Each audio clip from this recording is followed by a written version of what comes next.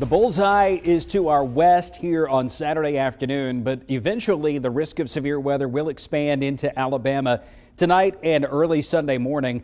It's in Mississippi, Louisiana, and Texas now, and there have been multiple confirmed tornadoes, some of them doing damage, and some reports of fatalities out over parts of southeast Texas with some of the more intense storms there. Here's how it pans out around Alabama. The colors, and I know they're eye-catching, but I really don't want you to pay too much attention to the difference between the red, the orange, and the yellow. It's all statistics. It's looking at where storms are most likely to be severe. Think of it this way.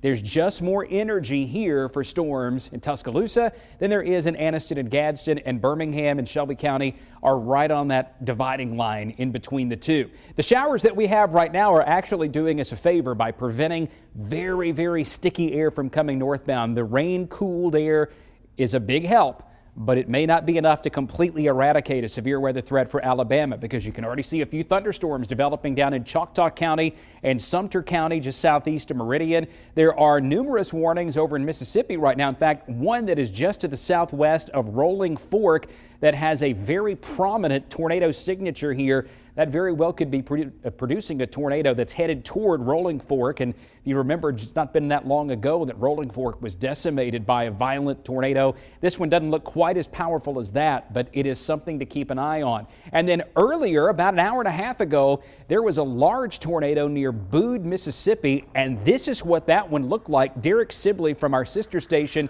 down at WDSU in New Orleans caught this video on Highway 84 just to the east of Bude. That was the tornado itself, and it got bigger and bigger as he watched it pass by. Right now, confirmed tornado going on in South Louisiana. This entire line of thunderstorms is going to be moving into Alabama this evening, and it's all about the muscle, what's creating the storms, because we really don't have the same kind of fuel they've got down to the southwest.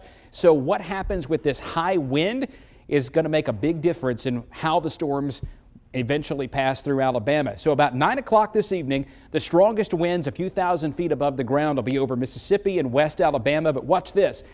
That shoots off toward Tennessee, leaving us sort of in between the fuel and in between the strongest storms. So there may be a gradual reduction of the threat over Alabama as we go through the evening, but I still want you to be on alert. So speaking of alert, what time do you need to be on alert? Let's bring in meteorologist Jordan West.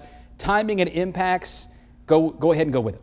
Like you said, today is an alert day. That's for later on tonight. With these storms coming from Mississippi into Alabama, they could produce wind gusts up to 70 miles per hour, which is strong enough to knock over a few trees. We can't rule out the potential for a tornado or two, and then the potential for some large hail up to about 1.5 inches in diameter. That's the size of a ping pong ball, so some rather large hail as we make our way into tonight. Here's the timeline for tonight and into early tomorrow morning.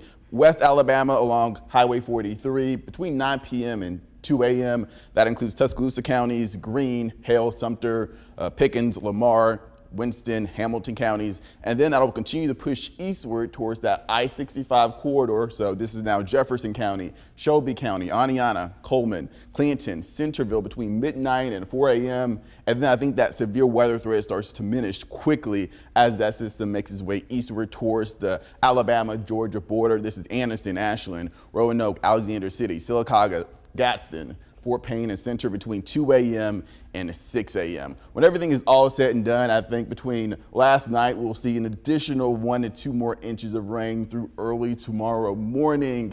I'm not too concerned about a widespread flash flooding threat, but some localized areas could see just that. But here's a look at the coverage of what we could see. Storms coming in from Mississippi as early as 9 p.m. tonight. And notice this zigzag here. These storms coming out of the main line, those are Boeing segments, meaning we could see some pretty strong wind gusts initially when this system starts to first come into Alabama. But like I said before, this will weaken the farther east this system goes. At this point along that I-65 corridor, this is 11 p.m. tonight, and then it'll cross over into East Alabama by 1 a.m. tomorrow morning. The leading edge of this system is definitely the strongest. Once that passes, it won't be nearly as severe. Here's your 7-day forecast. We'll climb to the mid-60s as we make our way into tomorrow, and then cooler weather to start the new year on Wednesday, and then much chillier as we make our way into next weekend.